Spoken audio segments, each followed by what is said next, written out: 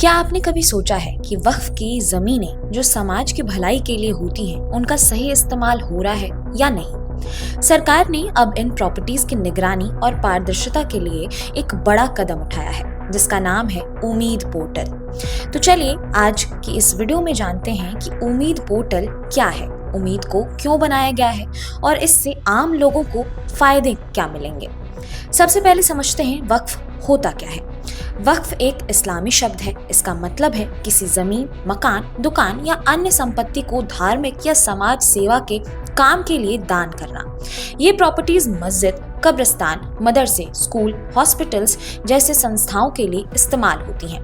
भारत में लाखों एकड़ जमीन वक्फ के अंतर्गत आती है, लेकिन समस्या ये है कि बहुत सी वक्फ जमीनों पर अवैध कब्जा भी होता है। इन्हीं प्रॉब्लम्स को खत्म करने के लिए भारत सरकार ने एक डिजिटल पहल की है, जिसका नाम है उम्मीद। उम्मीद का पूरा नाम है unified Waqf management empowerment efficiency and development act. लेकिन आसान भाषा में कहें तो ये एक ऑनलाइन पोर्टल है जहां वक्फ की प्रॉपर्टीज का डेटा, उनका रिकॉर्ड्स और उनका स्टेटस एक जगह पर मौजूद होगा। अब जानते हैं इस पोर्टल के कुछ फीचर्स। डिजिटल मैपिंग और जियो टैगिंग। अब हर वक्फ प्रॉपर्टीज की लोकेशन को डिजिटल नक्शे में जोड़ा जाएगा।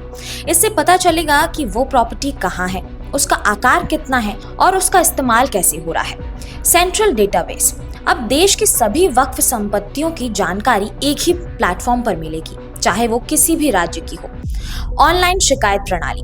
अगर किसी प्रॉपर्टीज पर अवैध कब्जा है तो लोग पोर्टल पर जाकर ऑनलाइन शिकायत कर सकते हैं। पहले लोगों को जानकारी नहीं मिलती थी कि वक्फ की जमीनें किसके पास है, उसका किराया कितना है या उसकी लीज पर कौन है।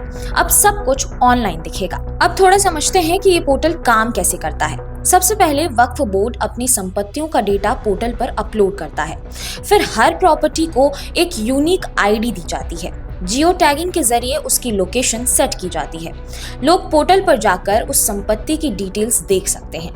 अगर कुछ गड़बड़ है तो फॉर्म भरकर शिकायत कर सकते हैं। अब सबसे इम्पोर्टेंट, पोर्टल लॉन्च होने के 6 महीने के भीतर सभी वक्फ संपत्तियों को रजिस्टर करना अनिवार्य है। इस पर संपत्तियों का पूरा विवरण देना होगा, जैसे कि लंबाई, चौड़ाई और जियो टैगिंग की लोकेशन। अगर किसी संपत्ति किसी महिला के नाम पर दर्ज है तो उसे वक्फ संपत्ति घोषित नहीं किया जा सकेगा। साथ ही अगर किसी वक्फ संपत्ति को 6 महीने में रजिस्टर नहीं कराया जाए, जैसे कि किसी टेक्निकल इशू के कारण या अन्य किसी बड़े कारण से, तो उन्हें 1 से 2 महीने का अतिरिक्त समय दिया जा सकता है।